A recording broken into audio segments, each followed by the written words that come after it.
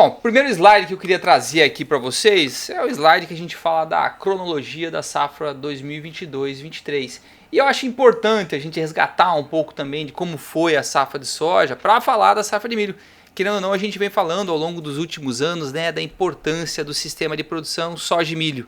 Porque, de fato, as escolhas que a gente acaba tendo na safra de soja influenciam muito também a safra de milho. A exemplo do que foi esse ano, né? Uma vez que a gente optou por plantar mais soja, uma vez que a gente optou por determinadas variedades, a gente acabou vendo um ciclo de milho sendo afetado. E esse foi um ano que lá em janeiro, quando a gente estava começando a etapa soja do Rally da Safra, ficou claro que a colheita ia se estender bastante, a colheita de soja. Tanto que era um momento que a gente já começava a falar um pouco aqui das dificuldades que provavelmente o produtor ia ter em conseguir plantar toda a área de milho que havia sido programada. Lembrando, né, que a gente vinha crescendo a área de milho segunda safra em torno de 1 milhão, 1,5 milhão de hectares por ano. E de uma certa forma essa era a expectativa também para a safra 22-23, lembrando que nesse momento a gente ainda tinha um cenário de preço favorável.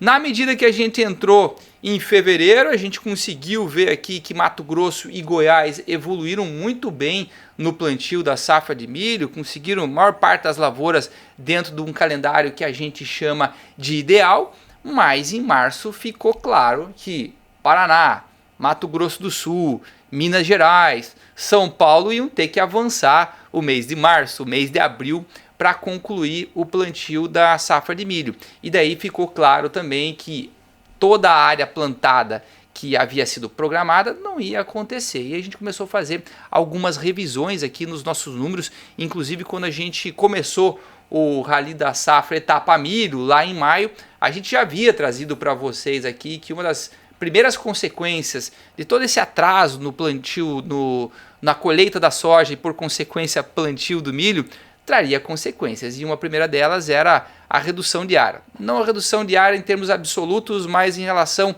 ao potencial. Tanto é que a gente falou aqui, chegou a falar de mais 17 milhões de hectares em termos de área, e a gente acabou finalizando essa safra com um leve incremento em relação à safra anterior.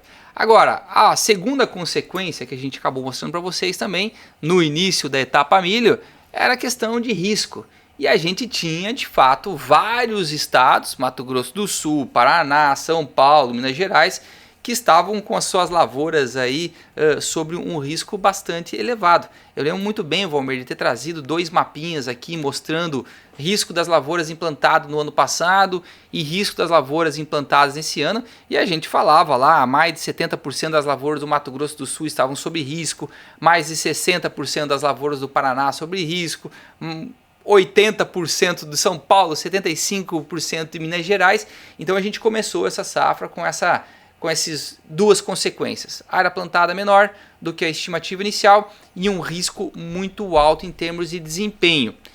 E daí, conforme a gente foi para o campo e começou a conversar com os produtores, começar a coletar dados no campo e foi vendo o clima se desenvolver, a gente se deparou com um cenário muito favorável, né? Mês de maio e mês de junho foram muito bons para a consolidação da produtividade da safra brasileira.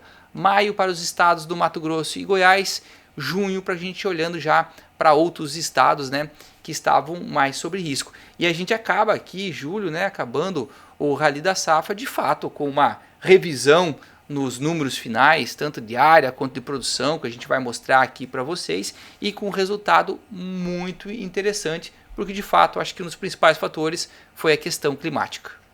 Exatamente, André.